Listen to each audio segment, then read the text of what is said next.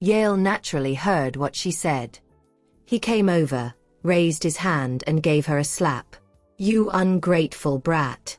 How dare you said those words when your grandfather is gone? Do you even have a conscience?" Everyone was heartbroken at the moment. And she was the only one who still cared about these things. She is really an ungrateful wretch. Willow covered her face. There were still others at the scene. She couldn't believe that Yale slapped her in front of them. Willow valued her pride the most. Now that she was slapped in public, tears immediately welled up in her eyes. "You're all the same. Am I not a member of the Tanner family? Since I am nothing in your eyes, perhaps I should leave." With that, Willow ran off while weeping. Seeing Willow's reaction, Charmaine wanted to chase after her out of worry.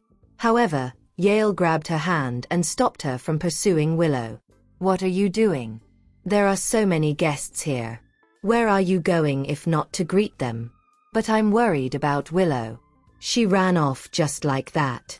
Nothing will happen to her. Can't you see that she's a selfish person? The only thing she cares about is herself. Nothing will happen to a person like her."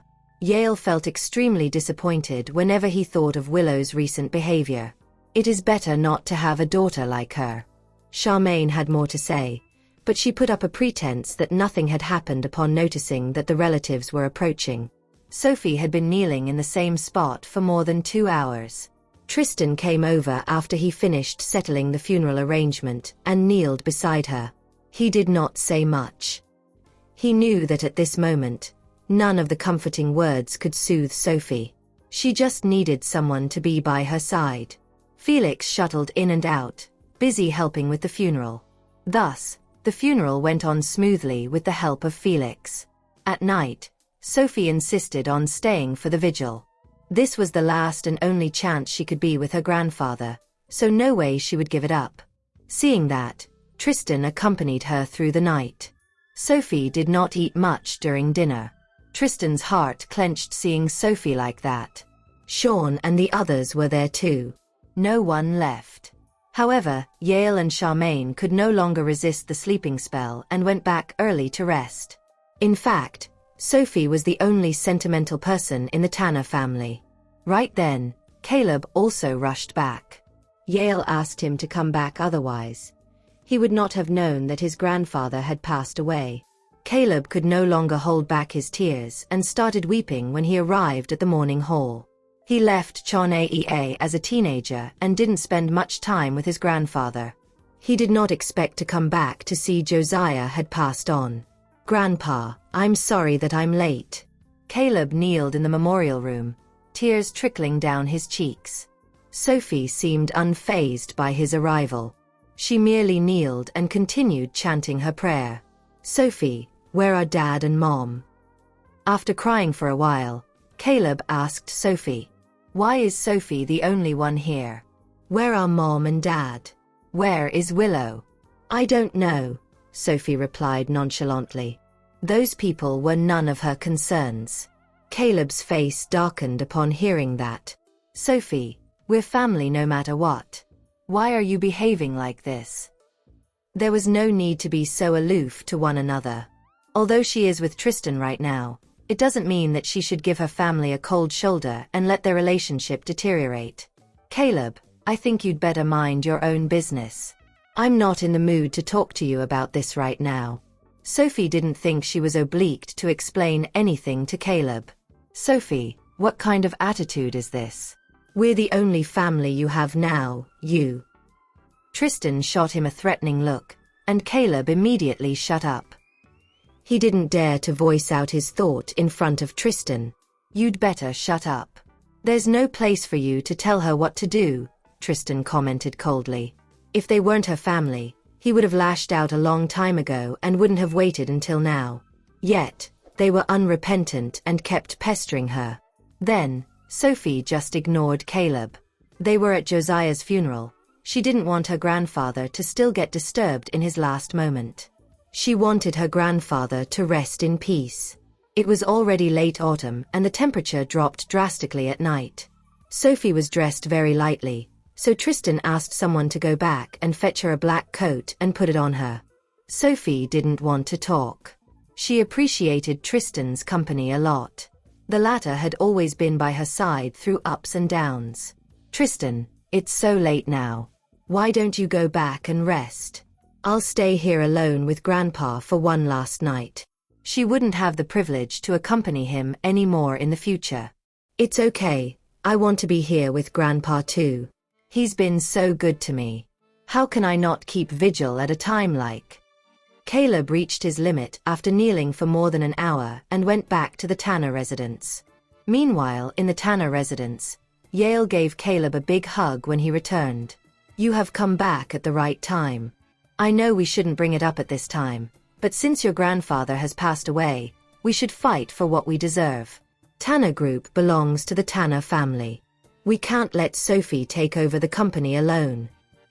No matter what, Sophie is going to marry someone else in the future. Therefore, Sophie couldn't take over Tanner Group. Caleb didn't expect his family would have their hearts set on Tanner Group soon after Josiah passed away. Dad, do you really think it's appropriate to bring up this matter right now? Is money that important to you? Charmaine glanced at Caleb. Silly child. You're the only one who thinks so. Sophie is thinking otherwise. She's insatiable and will never leave us in peace. Charmaine was willing to say all kinds of things in order to get Tanner Group back. Besides, Tanner Group belongs to your grandfather. Now that your grandfather has passed away, the company should be inherited by your father.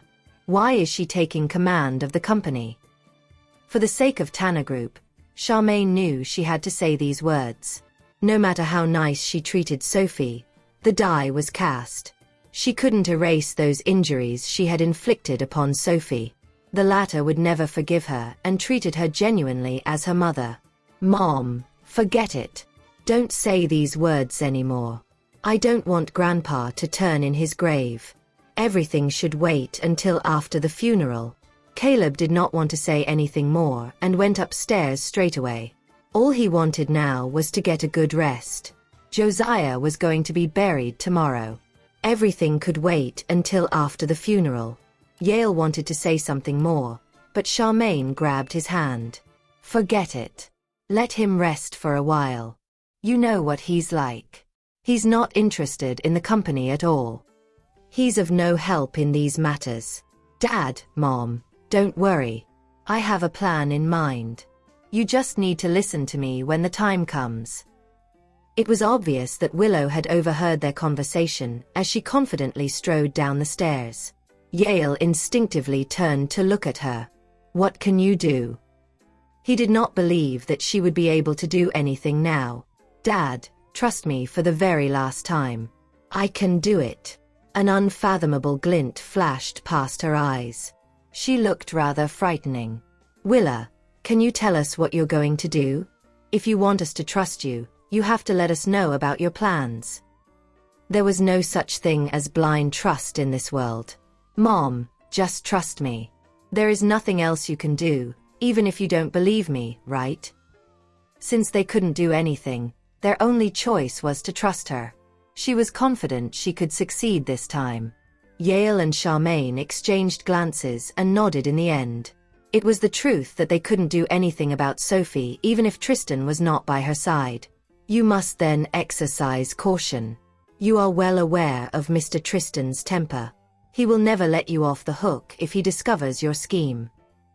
They were all afraid of Tristan. As a result, they failed to make any progress with their schemes. I understand. Don't worry about me. Willow smiled confidently. Clayton really helped me out. Sophie won't be able to see what's coming this time.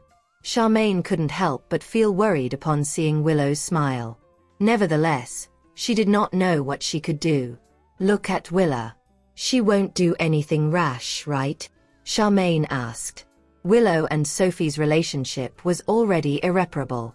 If she truly did something horrendous to Willow, it would only complicate matters further because they would be unable to explain it to Tristan. All right. Let's go to sleep. It's her freedom to do whatever she wants. We don't know anything. Caleb replied. It would be great if Willow succeeded in her plan. If she failed, it would be her own fault and has nothing to do with anyone else. Charmaine questioned, "She's your daughter. Do you not even care about her in the slightest?" "I want to care about her, but do I have the right to do that? Who gave me the right to do that?" It's not as if Charmaine has an idea either. The following morning, everyone drove behind the hearse that was carrying Josiah's body to the crematorium. This was Josiah's final request. He chose to be cremated. Morgan also came, dressed in black. He looked disheveled and tired, as if he had aged a lot. Josiah's comrades, who used to fight on the same battlefield, came to send Josiah off for the last time. Once they saw Morgan, they began weeping with him. Josiah had been a kind person his whole life. So many people could not get over his death. Everyone was heartbroken at the moment. Nevertheless, Morgan was starting to come to terms with Josiah's death. "Morgan, what do you plan to do after this?" Morgan had been by Josiah's side his whole life. Where could he go after Josiah's death? "After matters pertaining old Mr. Tanner's funeral are settled, I'm returning home." He had been by Josiah's side his whole life. Now that Josiah had passed on, he did not have any attachments anymore. Josiah was a good person, but it seems his son can't accept you. If you face any difficulty, you can always come and see us. Since they used to be comrades, they did not wish for Morgan to be at wit's end. "Don't worry about me. I can take good care of myself. Today, I only wish to send my best buddy off for the very last time. Then, I'll no longer need to worry about him anymore." Sophie's eyes welled up with tears as she saw Josiah being pushed into the furnace and coming out in an urn, but she tried her best to keep a smile on her face. "Grandpa, goodbye. We will live well." Sophie tried to sound nonchalant. There were many people present to send Josiah off on that day. Their eyes reddened when they saw Sophie carrying Josiah's urn. Josiah was really gone. He was no longer present in this world.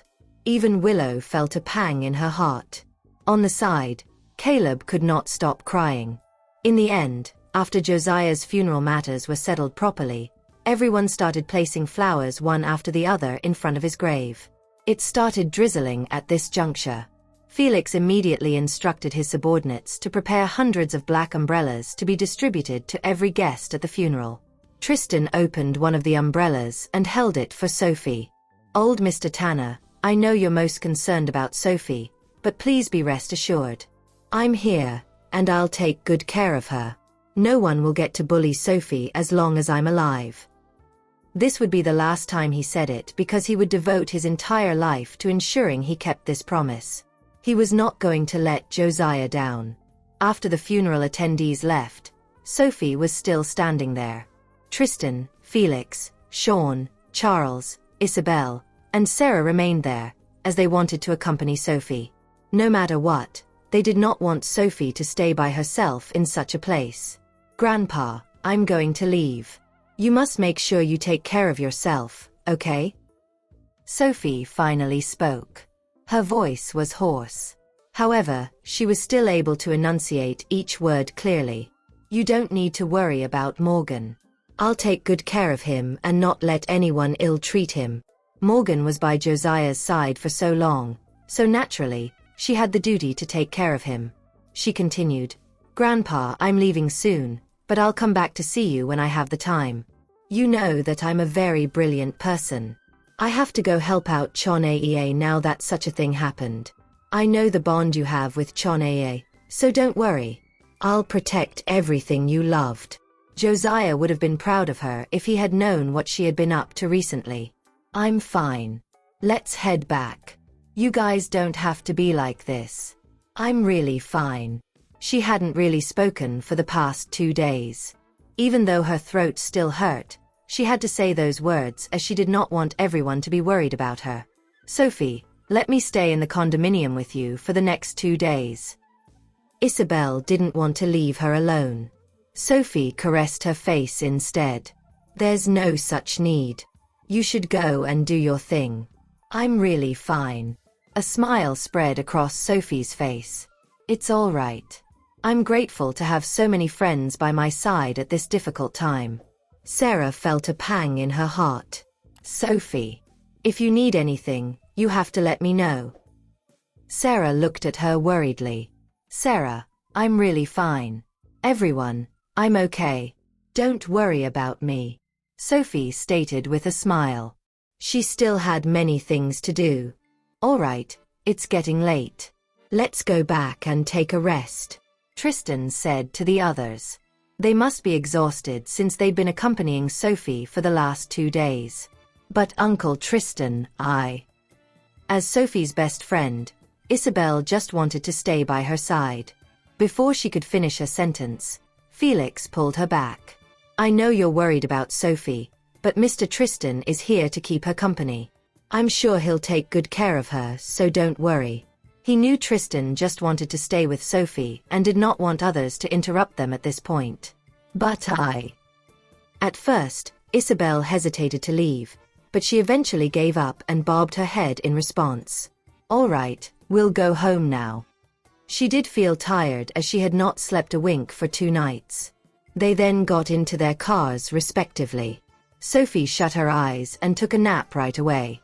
She had to get enough rest as she would need to make the final arrangement at Central Hospital the next day. No matter how upset she was, Sophie knew she had to pull herself together from tomorrow onward. Instead of sending her back to her condominium, Tristan brought her to his mansion since there were housekeepers who could look after her. Sophie had no issue with the arrangement. When the car arrived safely in front of Carax's mansion, Tristan opened the door and carried Sophie in his arms. Instead of stopping him from doing so, she wrapped her hands around his neck and leaned against his chest. Tristan straightaway carried her to his room, put her down on his bed, and whispered, "Would you like to take a bath? I'll prepare warm water for you, okay?" Sophie lifted her head to look at the man who did everything cautiously to make her feel better. I'm fine, Tristan. Don't worry about me. I'm just a little upset.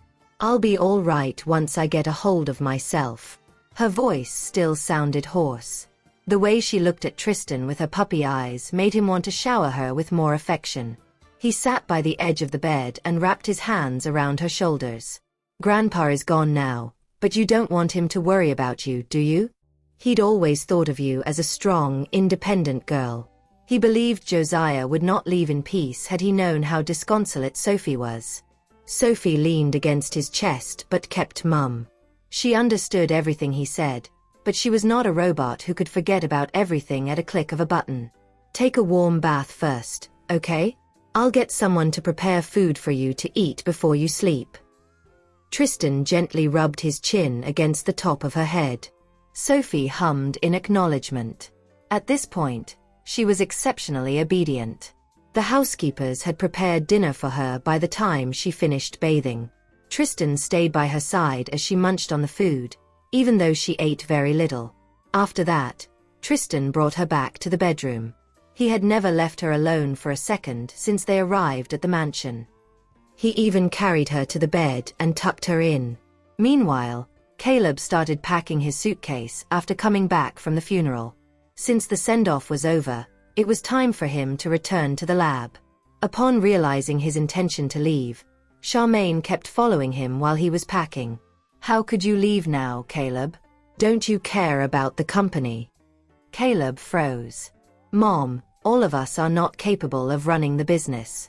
Since Grandpa had handed the company over to Sophie, we should have faith in her. Why do you have to be so petty about this arrangement? Are we not family? He was not a fan of dealing with these hassles. That was why he was eager to leave. I've said everything I wanted to say. From now on, they can do what they want. I won't intervene in their decision anymore. Yale knitted his brows, even though he anticipated this to happen. As usual, Caleb doesn't care about anything. He's always been like that. He has never felt he belongs to the Tanner family anyway. Enough. Let him go if he wants to. What's the point of making him stay since he knows nothing about the company? He can't be of any help to us anyway. Yale did not intend to stop Caleb from leaving. There's no point convincing someone to stay if the person is determined to go. I'm telling the truth, Dad. Giving the company to Sophie is the best option since she's capable of managing it. You guys should chill and enjoy the dividends, Caleb said. Why make life difficult for yourselves when you can sit around and enjoy the fruit of her labor? What good can you do if you insist on stirring up trouble? Just leave. You don't have to care about anything about the family. Frustration kicked in. Yale could not help but feel annoyed when he thought about it. Charmaine had no choice but to walk Caleb out of the house. After all, a mother would never forsake her child. Nonetheless, Charmaine would only shower Caleb and Willow with love. Never in her life had she cared about Sophie. Mom, it's getting cold. You don't have to send me off. I'll come back and visit you when I have the time. Take good care of yourself and Dad. Caleb had to return to the lab as soon as possible as he had to work on an important project. You take good care of yourself. Don't worry about us, Charmaine assured him in return. Mom, I know you never liked Sophie, but she hasn't done anything wrong. Be nice to her, okay? Caleb said. Sophie is not an awful person. She's just not a crowd pleaser, that's all. That's enough. The driver's here. You'd better get going. After sending Caleb off, Charmaine heard a commotion in the house. Feeling annoyed, she could not help but frown. What now? After walking into the living hall, she saw Willow ordering the housekeepers to inspect Morgan's suitcase. Morgan was so furious that the color had drained out of his face. He could only stand there and do nothing. Morgan, who had served in the Tanner residence for several decades, did not expect they would humiliate him in such a manner following the passing of Josiah. Check carefully. Make sure he doesn't take any of our things away. Willow raised her voice condescendingly. Morgan felt sick at heart upon hearing that. I've worked for old Mr. Tanner my whole life. Yet this is how they treat me in return? Charmaine walked up to Willow and expressed her dismay.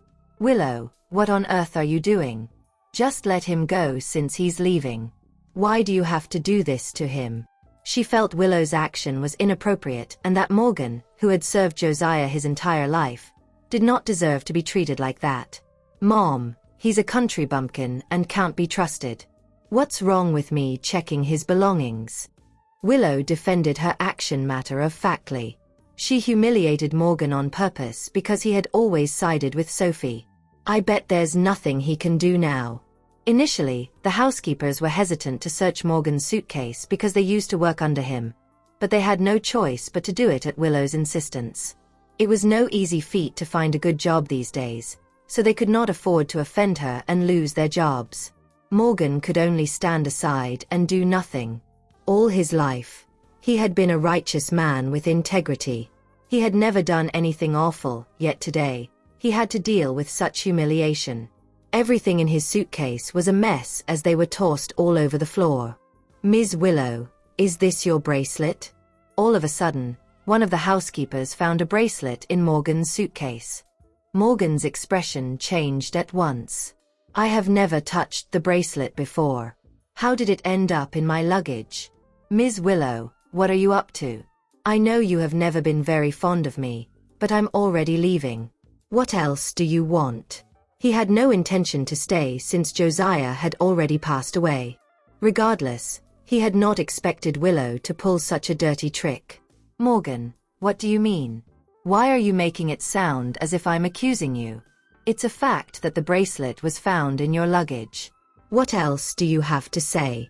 Willow simply couldn't stand the sight of Morgan. In fact, he had always been a thorn in her flesh. Charmaine had also personally witnessed the bracelet being taken out of Morgan's luggage. What are you guys waiting for? Call the police now. Oh, so this is what your objective is. Ms. Willow, I finally know what kind of person you are. No wonder old Mr. Tanner didn't like you. How can she be so despicable? Willow gave a mirthless laugh after hearing Morgan's words. Do you think I care about whether he likes me or not? What can he do now even if he doesn't like me? And what right do you have to lecture me? Who do you think you are? Call the police. Get him arrested immediately.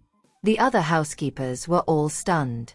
They had all worked with Morgan for many years and knew his character well. Hence, none of them believed that Morgan would do such a thing.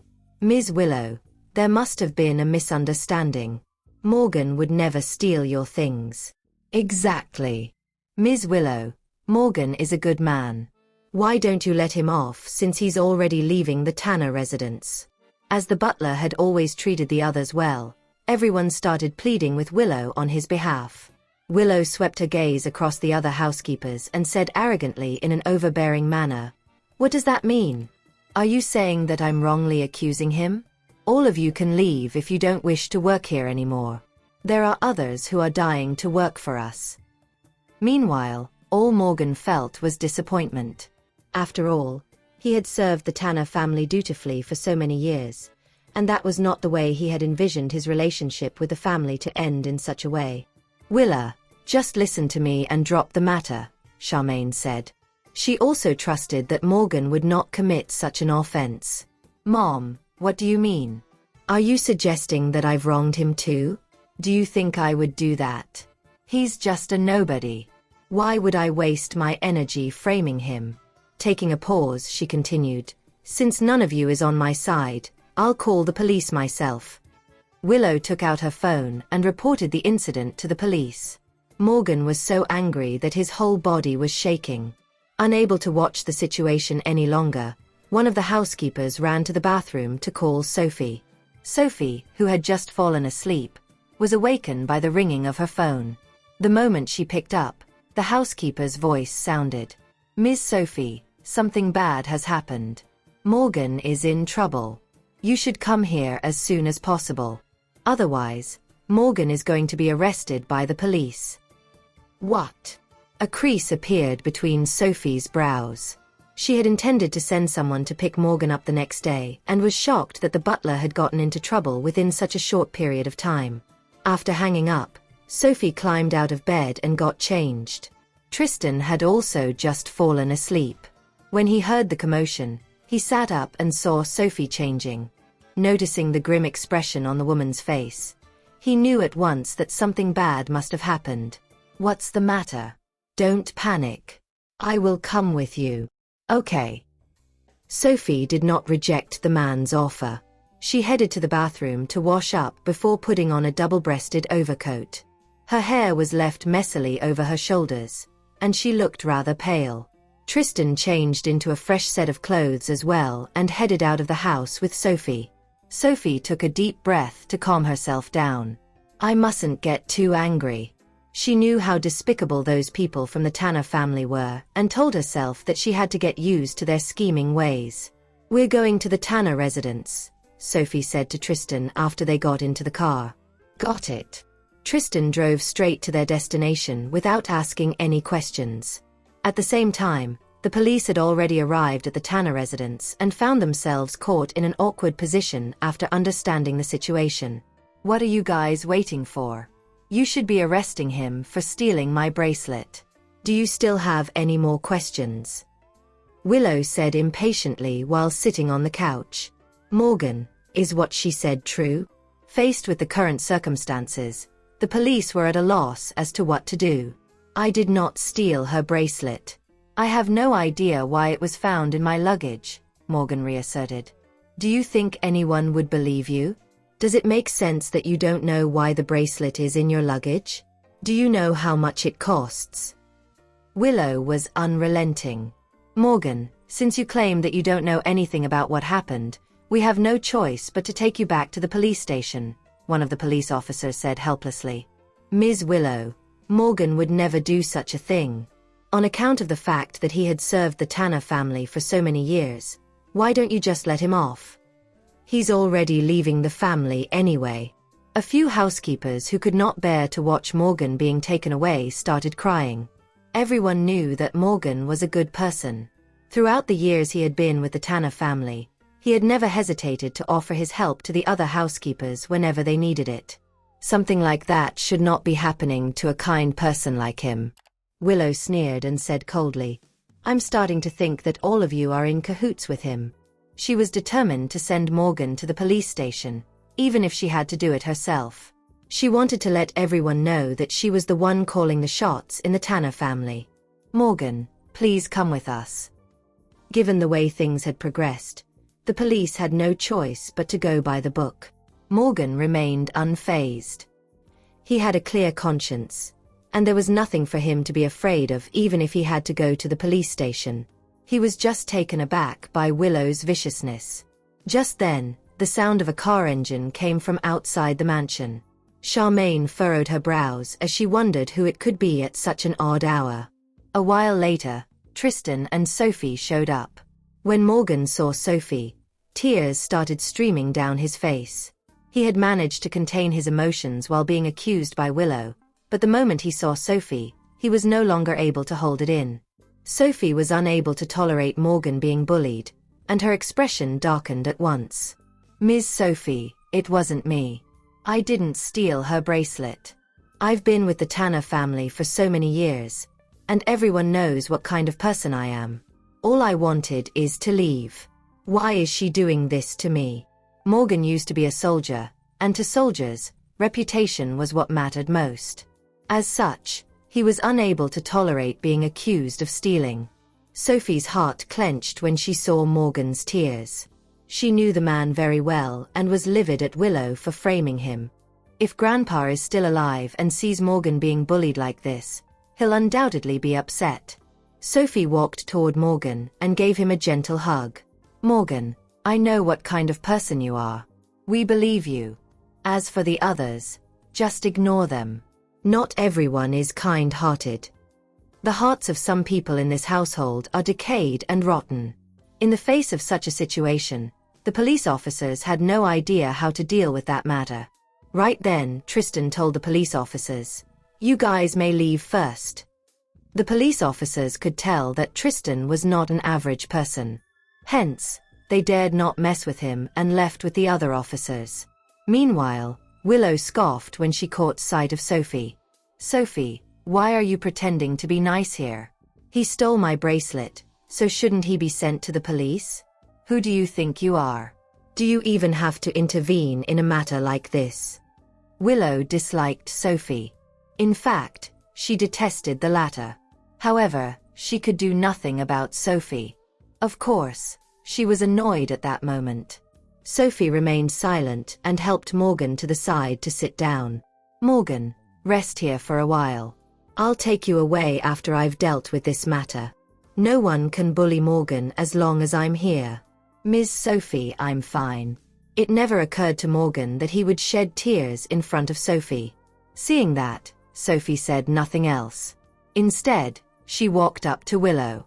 Willow felt pressured when she saw Sophie, who was taller than her. "What do you want?" "I didn't accuse him. As everyone else can see, the bracelet is found in his suitcase." Perhaps Willow was scared that she spoke faster. "There's no need for explanations. I believe everyone present knew what exactly had happened. Willow, you've gone too far. Morgan is Grandpa's most trusted person. Grandpa has just passed away, yet you humiliated him just like that. Who are you trying to impress?" After saying that, Sophie raised her hand and slapped Willow hard across the face. Never had Willow expected that Sophie would hit her in front of so many people. She cradled her face as she gaped at Sophie in disbelief. "Sophie, don't cross the line. You'll pay for this." Willow could not take it anymore. "No matter what, I want to end Sophie today." However, Sophie grabbed Willow's hand immediately before slapping the latter again. "I'm going to teach you a lesson on behalf of Grandpa today. Otherwise, you'll only bring more serious trouble to the Tanner family in the future." Sophie finally felt satisfied after slapping Willow about 10 times consecutively. "Since it is so obvious that Willow came for me, I must grant her wish." Willow's face even became swollen because of the slaps. Meanwhile, Charmaine, who was at the side, was astounded. After snapping out of it, she headed over to grab Sophie's hand. When Willow noticed Charmaine grasp Sophie's hand, she wanted to fight back, but Sophie kicked the former to the ground. "Let me tell you, Morgan is someone you can't afford to mess with. I'll cripple you today. Let's see if you will still dare to do this again." Upon seeing Sophie's reaction, no one at the scene dared to say a single word. Mr. Tristan, please take her away. If she continues to stay here, trouble will occur, claimed Charmaine anxiously. Everything was fine before this. Why did it suddenly end up like this? Sophie gave Willow another kick in the stomach. Since she used 50% of her strength in that kick, Willow curled up on the ground and couldn't even get up from the ground. What can happen? No one can stop her as she's asking for it, Tristan uttered coldly. His response drove Charmaine crazy. How could I forget that? Even if Sophie truly wants to kill someone, Tristan will get her the tools to do that. Seeing Sophie's frenzied state, Charmaine didn't dare to step forward to stop her. At that moment, everyone merely watched the scene and expressed their opinions inwardly. It's apparent that Ms. Willow has gone overboard this time. She deserves to be beaten up by Ms. Sophie. I know what sort of person Morgan is. It's impossible that he will do such a thing. I believe everyone can't stand it anymore. Otherwise, no one would have called Sophie. Only Ms. Sophie can deal with Ms. Willow. After all, she is the bane of the latter. As Morgan didn't want Sophie to hurt her sister because of him, so he walked over to hold Sophie back. Ms. Sophie, I'm all right now. My only hope is to leave this place in peace. There was nothing there worth his stay anymore. It's time to leave.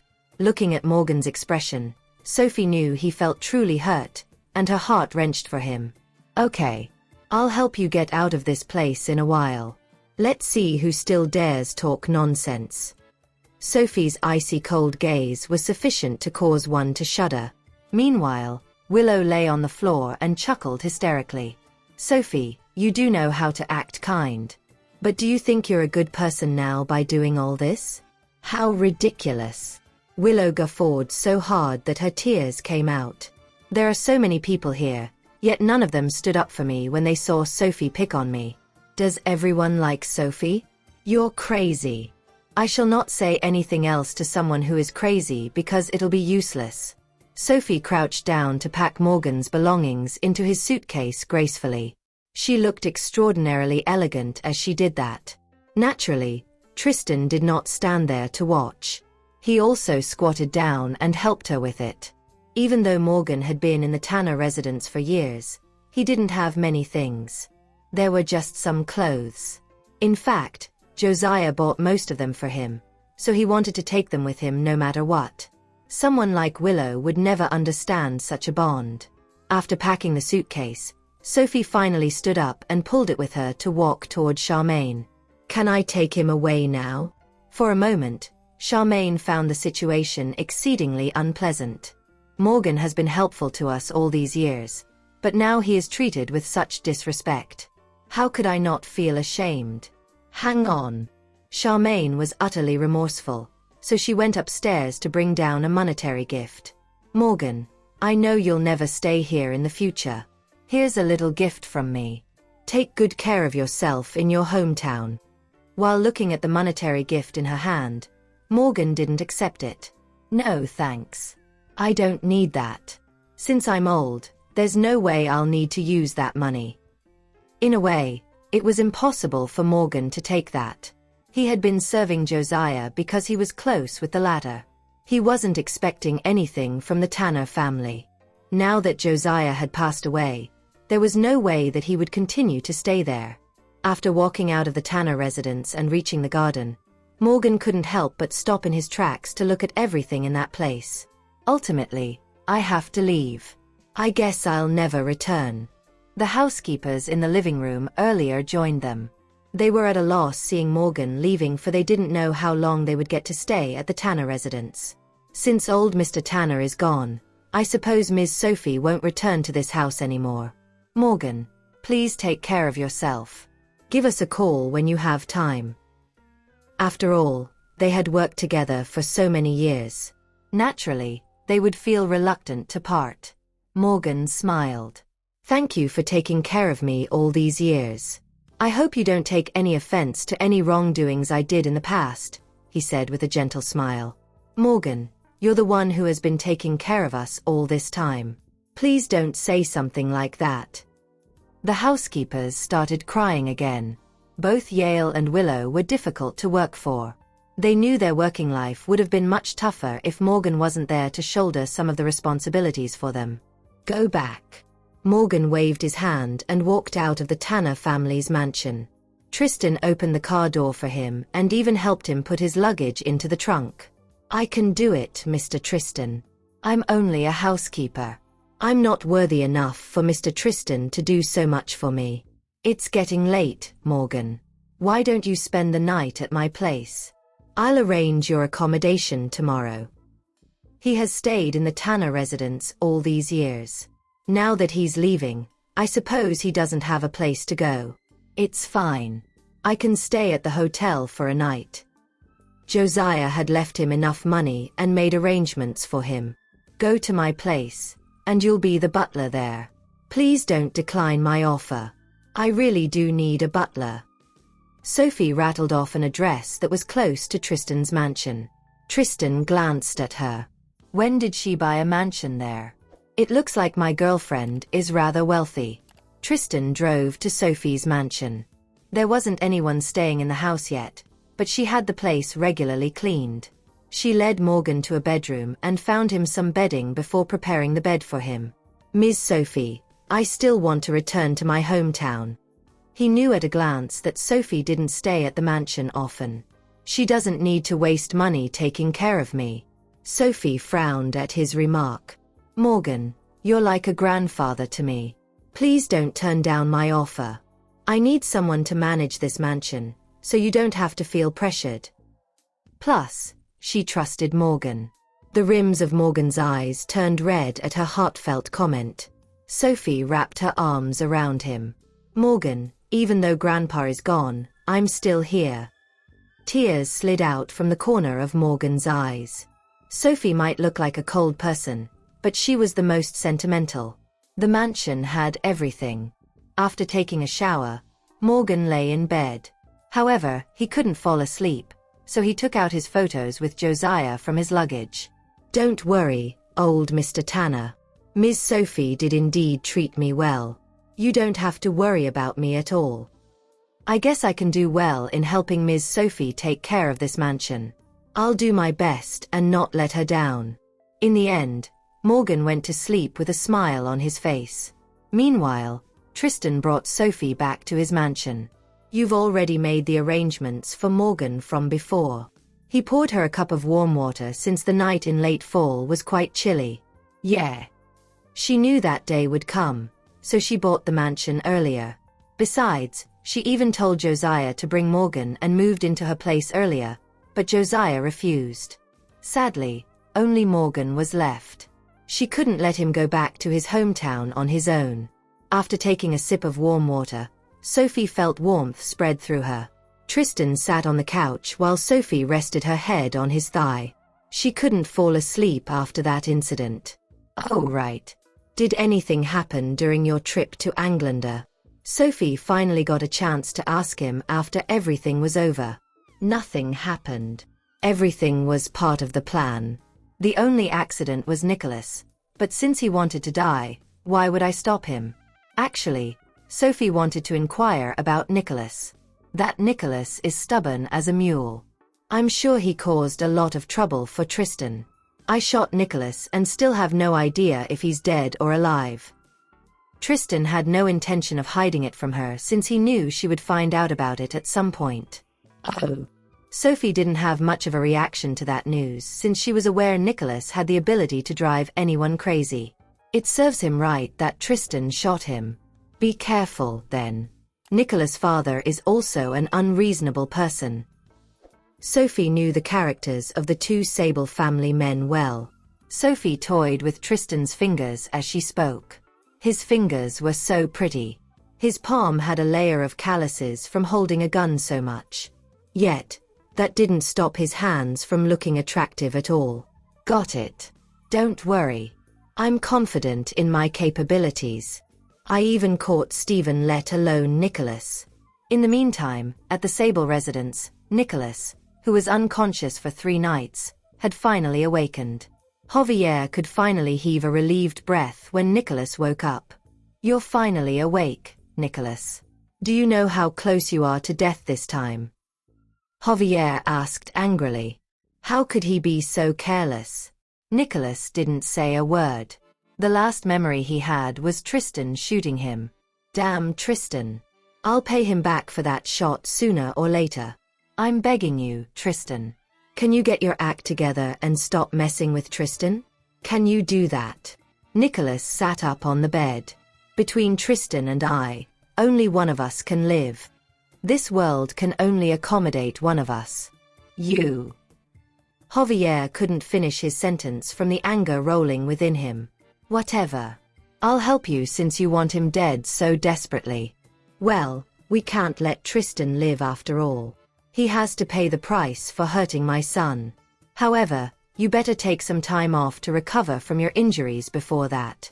We don't need to dirty our hands to kill Tristan. As long as you have the money, there's no lack of people willing to sell their souls to you. Thus, there's no need to risk your own life. No, I have to end him myself. Also, I must marry Sophie. Even if that's the last thing I do. Javier was speechless. As I expected, Nicholas did it for Sophie. I knew I shouldn't let that woman live. How unfortunate that I can't kill her. If I annihilated her, this wouldn't have happened. However, regret is pointless. The current Sophie is too difficult to deal with. The next day, Sophie got up early. Knowing she wanted to head over to the central hospital, Tristan didn't slow her down. After he packed his things, he immediately took her there. Upon arriving, she heard something had happened to Arias. Sophie's heart sank at the news. Sophie quickly rushed to Arias' hospital room. Past the door, she saw Barney rescuing Arias. Instantly, she stepped up and gave Barney a hand. After checking Arias' condition, she found out he fainted because he overworked himself in doing research on the genetic virus. Looking at Arias lying on the hospital bed, Sophie didn't know what to say.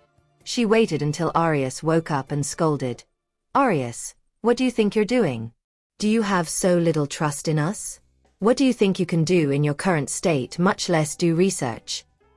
Even though the cure was discovered, he still needs some time to recover. He'll only make his situation worse if he continues this way. How can I not trust you? I trust you and Dr. Smith the most in this world. I just wanted to help. He never thought his body would be so weak. This genetic virus is much more potent than we thought. Even though we can control the mortality rate, the side effects are still severe, Barney said. Arias had always been in good health. His body was in such terrible condition due to the side effects. Yeah. Sophie also realized the severity of the situation. The spread this time had infected a lot of people. If all of them have the same condition as Arias, their lives will be ruined. Don't worry. Dr. Smith and I will come up with something. Dr. Smith risked his life to come to Chon Aea. He deserves to be called a doctor. That was the first time Barney heard her call him that. Emotions welled up in his chest. Sophie, are you finally willing to be my mentee? Is this real? Arias, pinch me. Barney said excitedly. Arias felt slightly gloomy at Barney's excitement. Dr. Smith, can you drop the preferential treatment? How can you treat us differently? You're too much. I remembered I was the one who begged you to be my mentor. Yet now, your excitement is off the roof when it comes to Sophie. How can the difference between one human and the other be so big? How can that be the same? How can you compare to Sophie? You're not even on the same level, okay? All those years, he had wanted someone to carry the torch, and Sophie was the only one who checked all the boxes. Despite asking her again and again, Sophie had never relented. Finally, she agreed to be his mentee. How could he not celebrate it? Fine. Address me with respect, Sophie. Barney only had Arias and Sophie as his ments. Sophie merely shot Arias a glance and ignored him. Dr. Smith, since he's fine now, let's not waste time and carry on with the research. Time was too precious. Sure. After Barney and Sophie left, Arias was the only one left in the room. He felt lonely since he should have been doing research with them. Unfortunately, he could only lay there. The helpless feeling was terrible, but he couldn't do anything about it. He swore to be more careful next time and not get infected by such a virus anymore. The thought of having Sophie as his junior filled him with glee since she was excellent at her work. Everyone knows her. With her backing him, he could do anything he wanted in Gypsdale, especially Tristan. That man wouldn't be able to bully him anymore. Since Sophie was busy researching the virus at Central Hospital, it was the best opportunity for Willow. Even if her face was still swollen, she couldn't care less. At the Dragon Court Hotel, Willow carefully opened the door to a private room.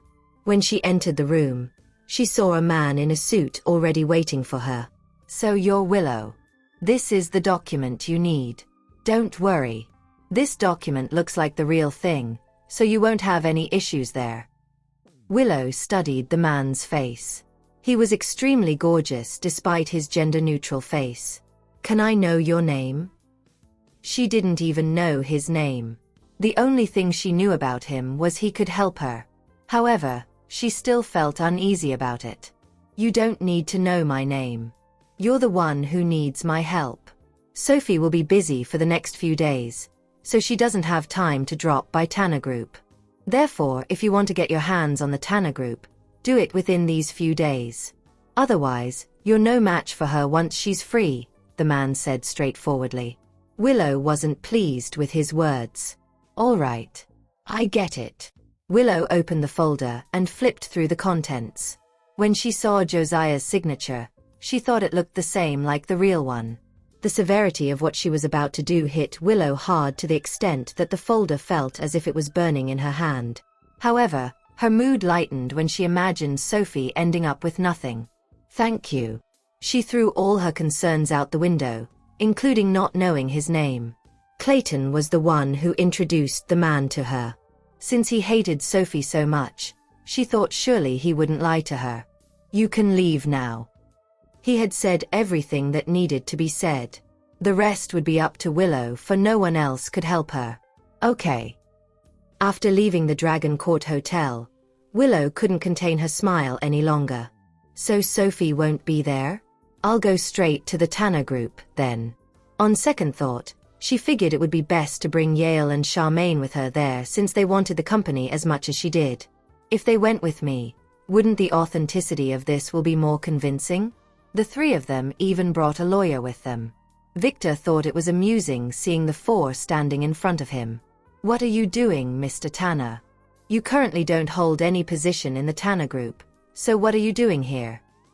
Victor didn't like Yale at all, so his tone was rude. Nervousness filled Yale when he saw Victor. However, when he thought of owning the thing he wanted most, he straightened his back. "This company belongs to the Tanner family, Mr. White. Someone like you don't have the right to make the decisions here. I can't step down at such a crucial moment." "Does it belong to the Tanner family?" "If my memory proves accurate, I remember we're a joint stock company," Victor retorted. "But I think it's pointless to tell you all this since you don't even know what kind of company it is." The words out of Victor's mouth had always been sharp. "You." Anger rushed through Yale at his quip. "This is Grandpa's will. Speak after you've taken a look at it." Willow pulled the folder from her bag and handed it over to Victor. Victor's expression turned grim as he perused the will. He stepped away to make a call to Sophie. "Yes, the signature on the will is clearly old Mr. Tanner's, but that's impossible. The person old Mr. Tanner trusted the most was Sophie.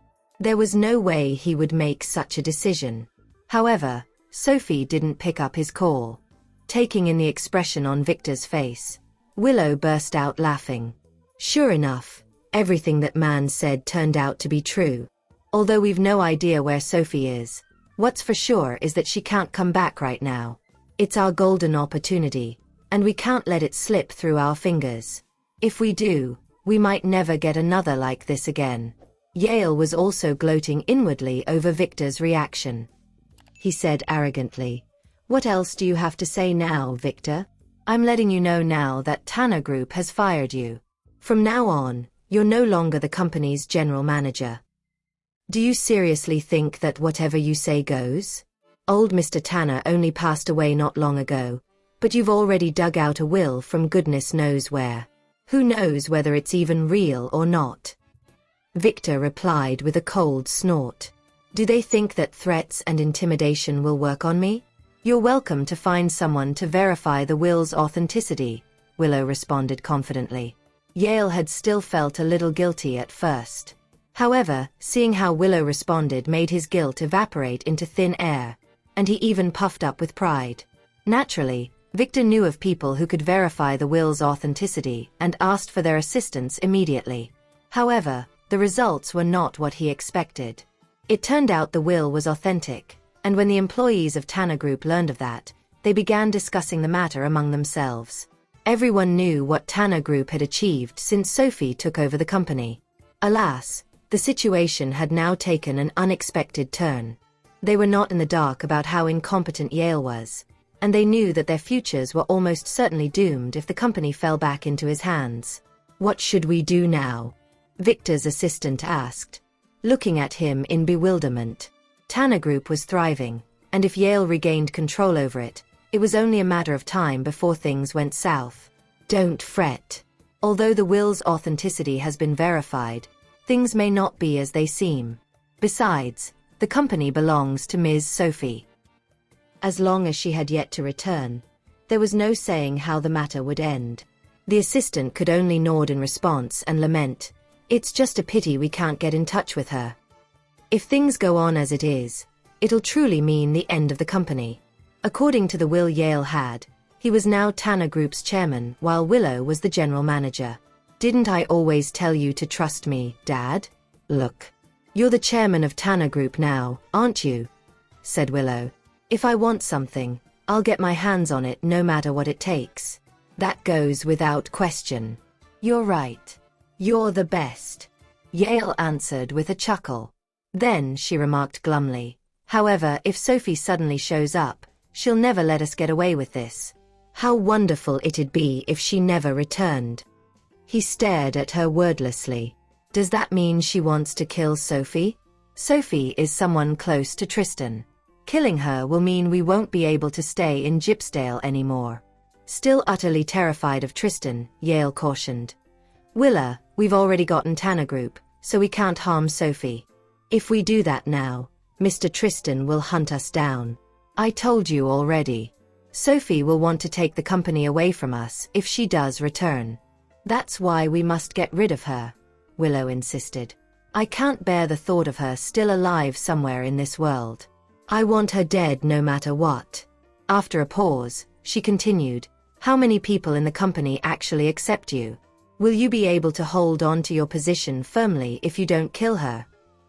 All they had was a will, and something like that was not going to guarantee any permanence in their positions. Whatever it is, Sophie is still a Tanner. We shouldn't take things too far. Anyway, your father's right. Mr. Tristan won't spare us if something does happen to Sophie, Charmaine piped up. Despite her dislike for Sophie, she could not bring herself to kill the latter. On top of that, she also feared Tristan. Willow was silent. "I don't want to hear all this. How can one expect to get what one desires without being willing to take some risks? There's no such thing as a free lunch. Since they're so scared, I'll have to take matters into my own hands. All I need to do is hire a hitman, which can't be all that difficult, right? Just thinking about how she beat me up, and in front of the help at that, makes me so mad. I must make her pay for what she did." At that moment, Yale led a few men over, intending to kick Victor out. Seeing that, Victor could not help but feel amused. "What's the rush? Is Tanner Group yours just because you say so? Ms. Sophie isn't back yet. It doesn't matter what sort of lies you fabricate. Everything will be clear once she returns. Besides, I have shares in the company too. Even if I'm no longer the general manager, you still have no right to kick me out," Victor uttered frostily. "Who does Yale think he is, trying to throw me out? It's absolutely ridiculous." "You." Yale began. "That's true. Victor does own some shares. Well, it appears that Willow was right. As long as Sophie lives, we'll never be able to secure our positions in this company. Meanwhile, Felix informed Tristan immediately after receiving word of what had happened. Tristan was quiet. I didn't expect those three to be so bold. They're aware of my relationship with Sophie, yet they still dare to do such a thing. What should we do, Mr. Tristan? Sophie is still researching the virus at the hospital and doesn't have time to step away. Tell Victor to let those three fools have their few days in the sun. We'll let them delude themselves into thinking they have everything, then take it all away from them. Wouldn't that be more interesting? Tristan replied. What the heck are they playing at? Do they think they can snatch things away from just anyone? So, does that mean we're turning a blind eye for now? That's right. Let them enjoy themselves for a few days, Tristan responded. After all, it wouldn't be much fun to take the company back just like that. It'll be better to let Sophie do it herself. That'd be way more exciting. After a few days, Yale started feeling uneasy when he noticed that Tristan did not do anything to retaliate. Charmaine also thought it was strange. What do you guys think is going on? It's impossible that he didn't hear about it. Nonetheless, he's just standing by and doing nothing. Could he have broken up with Sophie? She asked. In her mind, that was the only plausible explanation. Willow nodded. Mom, do you believe in love? How can a man possibly be satisfied with loving just one woman for the rest of their life? Especially someone like Tristan. He probably treats women like Sophie as a plaything at most. Now that the novelty is gone, it's only natural that he doesn't give two hoots about what happens to her. The mere thought of that filled her with glee. The day I've been waiting for is finally here. At long last, Tristan has abandoned Sophie. If that's the case, that's great. Without Mr. Tristan, Sophie won't be able to stir up much trouble anymore. Our tides have finally turned, Yale said in a contented tone. Willow had invited the feminine man over to express her thoughts. Currently, Tanner Group is temporarily under my control. However, if Sophie returns, she'll take it from me. So, I want to kill her, Willow declared vehemently. The feminine man chuckled in response. As expected, once a woman makes up her mind, there was nothing a man can do about it. I am not a killer. If you wish to remove her, shouldn't you hire an assassin? He suggested menacingly. Don't you have some funds right now? If you haven't, you could sell off some of Tanner Group's shares. Head over to the Assassin's League and hire one of their top members. That was the extent of his help. Can't you help me? Clayton told me to look for you if I ever need something, Willow muttered in dissatisfaction. The feminine man chuckled again. Haven't I helped you already? You should stop pushing your luck, he sneered. The man's smile did not reach his eyes. Willow was afraid of Tristan, hence she dared not personally hire an assassin. She had assumed that the man would help her. Unexpectedly, he had rejected to help. Willow, remember this. You will always have to pay a price if you wish to obtain something. There's no such thing as a free lunch. Of course, if you're willing to let someone else have Tanner Group, you can sit on your hands. I suppose I don't have to remind you how talented Sophie is. When Sophie returned, she would be able to easily take Tanner Group back from Willow. I've said what I needed to say. You can decide how to proceed. Never look for me ever again. The feminine man summoned someone to throw Willow out after he had finished speaking. Willow found the thought of Sophie taking away what she had finally managed to obtain hard to bear. It's one thing if I never had it to begin with, but now that I've had a taste of it, there's no way I'm letting anyone take it away from me. As Willow did not have a lot of money, she had to sell off 5% of Tanner Group's shares before she was able to go to the Assassin's League and hire 2 of their top members. She hired their services to kill Sophie. A smile spread across Willow's face as she completed her tasks. Sophie, I'd like to see you return unscathed this time. Meanwhile, Tristan was fully aware of Willow's machinations. What a vile woman. How dare she try to harm my woman? Mr. Tristan, I can't bear to watch this any longer. Is she really Sophie's sister? How can she do such a thing? It was not uncommon for large families to have infighting amongst themselves.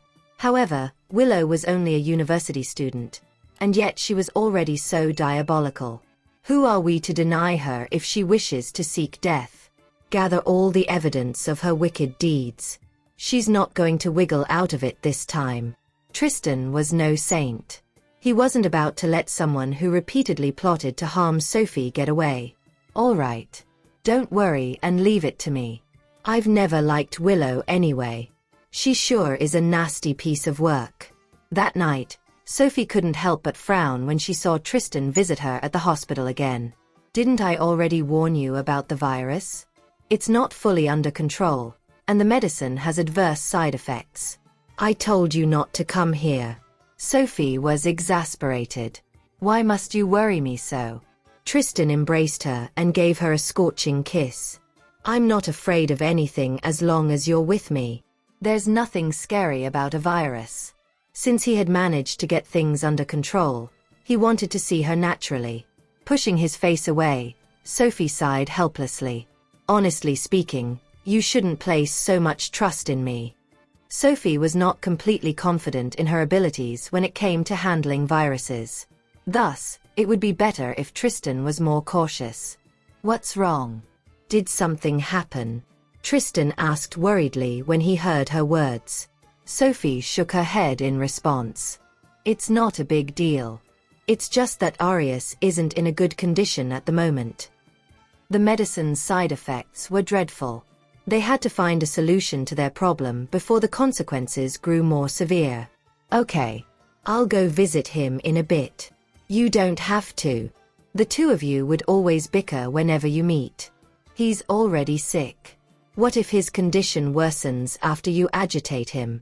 Tristan and Arius did not get along. Whenever they met, they would always get into arguments. I'll go easy on him since he's sick. Tristan grinned. Truth be told, he still had a lot of matters to take care of. They came under the scrutiny of Anglander after they caught Stephen. It was one of the things Tristan had yet to settle. However, Sophie had just lost someone important to her. Tristan wanted to stay by her side for a moment longer. Why won't she understand my efforts? Tristan, I am not as fragile as you think I am. I've accepted that death would eventually come as one gets older. Sophie caressed Tristan's handsome face gently. Don't worry about me and do what you must. I do not wish to become a burden to you. Tristan leaned in and kissed her. Don't worry your pretty little head about it. How can you possibly be a burden to me? She's plenty independent already. Truly, she would do well no matter what. I'm the one who wants to stay by her side. Sophie stood on her toes and pressed her lips against his. I know you're worried about me. He's not denying it. He's acting like this because he's worried about me. Yes. I'll admit that I'm worried about you. Geez, it's not easy when one has such a smart girlfriend. I can never manage to hide anything from Sophie. Have you eaten? Sarah made me bring delicious food she made for you. His sister had prepared some nutritious soup when she learned that Tristan would be visiting Sophie. Josiah's funeral had weighed deeply on Sophie, causing Sarah to worry for the other girl. Tristan carried Sophie to the bed and took out the thermal container he had brought with him. He poured her a bowl of soup and fed it to her. I'm not that fragile. I can feed myself. But I want to feed you. Tristan's ministrations had nothing to do with Sophie's frailness. He merely wanted to care for her. Sarah, I know you must be tired. Let me spoil you a little. Begrudgingly, Sophie opened her mouth and let him feed her. You should try some too. Tristan seems to have lost some weight recently. Sophie grabbed his hand and turned the spoon around, sending it toward his mouth instead. Opening his mouth, Tristan swallowed the soup. Eventually, it became so that they took turns drinking mouthfuls of the soup. Sarah is a great cook, Sophie exclaimed as she continued to sip the soup. Yes, she's a really good cook, but she doesn't really enjoy being in the kitchen. Even I rarely get to drink the soup she makes. It's clear that she likes you very much. Sarah has always gone out of her way for people whom she cares about. How are Sarah and Juan doing now? Sophie was aware of Sarah's feelings for the latter despite him not deserving them. I have no idea. They never interfered in Sarah's life given how headstrong she was. Also, Juan isn't worthy of her at all. Sarah deserves a better man, one who truly cares about her wholeheartedly. Setting aside his many other flaws, Juan is a terrible judge of character.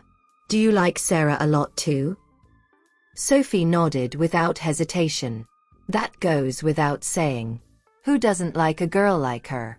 If only she could take a good look around, she would discover a lot of wonderful people around her. It must be for this reason Sarah hasn't been sleeping well. How is her sleep recently? Her essential oils must have run out by now. If that's the case, I should get her more. It's much better. Thanks to you, she's now able to sleep without the help of essential oils. Sophie had always tried to be helpful. I'm glad to hear that. Given that insomnia was a tormenting condition and could ruin someone in the long run, Sophie got Sarah the essential oils once she learned that the latter was suffering from it. After finishing her soup, Sophie began to feel sleepy. She was never one who enjoyed sleeping a lot. It was just that the series of events in the last few days had really drained her. Thus, drowsiness descended upon her the moment she finished her meal. When Tristan saw how cute she looked, he couldn't help but break out a smile. There was no need for him to do anything special when he was with her. Watching her alone was more than enough to satisfy him. All right then. You should get some sleep if you're tired. I'll be right here by your side. Since he was already there, he didn't feel like leaving at all. However, Sophie shook her head. You should go home instead. There's nothing here at all.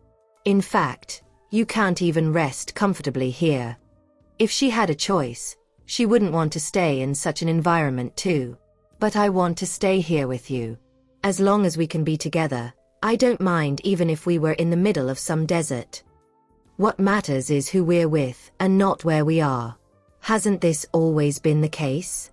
Wrapping her hands around his neck and letting him carry all her weight, Sophie added, just give me 3 more days, and I'll be able to resolve this issue. A lot of progress has been made, so I just need a few more days to wrap it all up. Wow, you're really amazing. It seems there's nothing in this world you can't handle. In truth, he preferred her to be less capable, for all her time would be spent on work instead of enjoying life. In response to his compliment, Sophie gave him a peck on the lips. All right, off you go now. Since she was about to go to sleep, there was no point in him staying. He would be better off getting some proper rest instead. 3 days later, Sophie's research finally yielded results, just as she predicted. And this time, there were no longer any side effects. Georgina, who had been by Sophie's side all the time, couldn't help but jump for joy. After which, she gave Sophie a hug. Sophie, you're amazing. I don't think there are many in this world who are as smart as you. Initially, the staff at Central Hospital were reluctant to show Sophie any respect. After all, they doubted that a young lady who hadn't even graduated from university would be capable of doing much. Consequently, all of them were humiliated by the latest results. Standing beside the 2 ladies, Barney broke out a proud smile. Sophie is a genius to be able to complete the breakdown of the DNA sequence. Going forward, medicine in Chonea will be making great strides forward because of her. That was the reason why he made the decisive decision to come to Chonea. Well done, Sophie. Barney congratulated her. Receiving a compliment from him was by itself an achievement, for everyone who worked with him knew how difficult it was to earn his praise. Meanwhile, Sophie was well aware of how emotional Georgina was. The latter had spent countless nights working together with her and had contributed significantly to the research. Georgina, I wouldn't have done it without you, Sophie declared in a gentle tone. She was, after all, very fond of Georgina. The moment the words rolled off the former's tongue, Georgina burst into tears. Luckily, all our hard work has paid off. After living in a highly stressful environment for a long time, They could finally take a proper break. Sophie, thank you. I have learned a lot throughout all the time I've spent with you. Georgina was extremely grateful. Previously, she had assumed that medicine wasn't for her and was on the brink of giving up. However, their latest achievement helped her rediscover her talent. Dr. Smith, isn't International Medical Association short-handed right now? Why don't you invite Georgina to join you? She's certainly qualified to do so. Sophie recommended Georgina based on merit, and she wasn't trying to pull strings for her friend at all. The mere mention of International Medical Association took Georgina's breath away. Joining it was, after all, the dream goal of all medical students. Georgina was naturally no exception. Therefore, she was surprised to hear Sophie propose it that very day. After giving it serious thought, Barney nodded in agreement. Ms. Bates, welcome to International Medical Association. Barney extended a hand sincerely. Georgina obviously knew who the foreigner in front of her was. After wiping her hand on her lab coat, she took Barney's hand and shook it. Can I really cut it? Even at that moment, she still couldn't believe that she was qualified to join International Medical Association. When she saw the blank look on Georgina's face, Sophie patted her on the shoulder. I have no doubt that you'll succeed, Sophie replied with a smile. Now that the results of the DNA sequencing were out, all they needed to do was to use the drug on their patients. Hence, Sophie was finally able to go home. Dr. Smith, I'll leave everything in your hands now. As I'm still a student, I'm not suited for this place yet. With Barney and Georgina at the helm, Sophie didn't foresee any problems. Moreover, Arius was close to full recovery and would soon return to help. Thank you for all that you have done. Don't forget to attend the banquet tonight. She was, after all, the one who made the largest contribution. Thank you for listening. If you have enjoyed this story, please like and share so others can see it too. Also hit the subscription button and notification bell so you can be notified on our next release. Thank you for your support. God bless you.